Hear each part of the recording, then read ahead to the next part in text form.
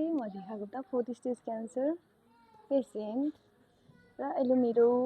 किमो चढ्दैछ 10 किमो हो यो मेरो चाहिँ। अनि हजुरहरूले मलाई धेरै क्वेसन गरिराख्नु भएको छ किमो चढायो भने के रियाक्सन देखाउँछ बडीले कतिको गाह्रो हुन्छ भनेर भन्नुहुन्छ र किमो चढाएपछि एकदमै गाह्रो हुन्छ किनकि त्यो किमोमा ड्रग्स हुन्छ झुम्म पार्छ भमिटिङ हुन्छ रिङ्गटा लाग्छ ब्लिडिङ पनि हुन्छ र दाग पनि हुन्छ। म हजुरहरूलाई दाग देखाउँछु अहिले कस्तो कस्तो दाग हुन्छ भनेर एकदमै गाह्रो हुन्छ लास्टै गाह्रो हुन्छ 3 दिन 4 दिनसम्म त बेडबाट उठ्नै सक्दैन हामी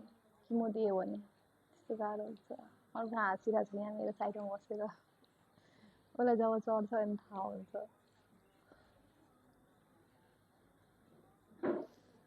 र म भन्न चाहन्छु तपाईहरुलाई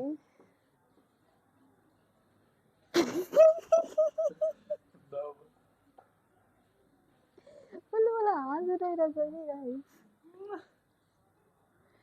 बिरामी हेर्न आएको होइन ऊ यहाँ खाएर बसिरहेको छ यो बिरामी हेर्न आएको होला है मटर चना खाएर बसिरहेको छु म त बलियो छु नि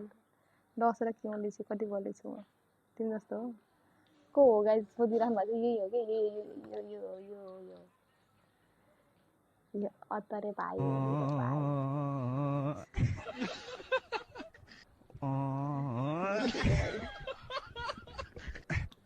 मलाई पनि खानु मन लाग्छ नि त्यसो नखाऊ र मेरो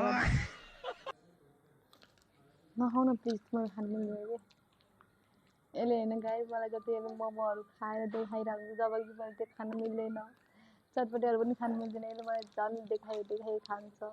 हेभी खाइरहेको छ हेर्नु गाइस यसलाई पाप लाग्छ पाप लाग्छ ल उसको कुरा छोडौँ हामी के टपिकमा कुरा गर्दै थियौँ त्यो थेरापीको बारेमा किमोथेरापीको बारेमा लास्टै गाह्रो हुन्छ गाइस एकदमै गाह्रो हुन्छ 2-3 दिनसम्म त बेडबाट पनि हामी उठ्न सक्दैनौँ उकुस मुकुस हुन्छ कि के गरौँ जस्तो फिल हुन्छ बस्ने उठ्ने हिँड्ने एकदमै गाह्रो हुन्छ भमिटिङ पनि घर गएर पनि भमिट हुन्छ झाडा पखाला लाग्छ र ब्लिडिङ त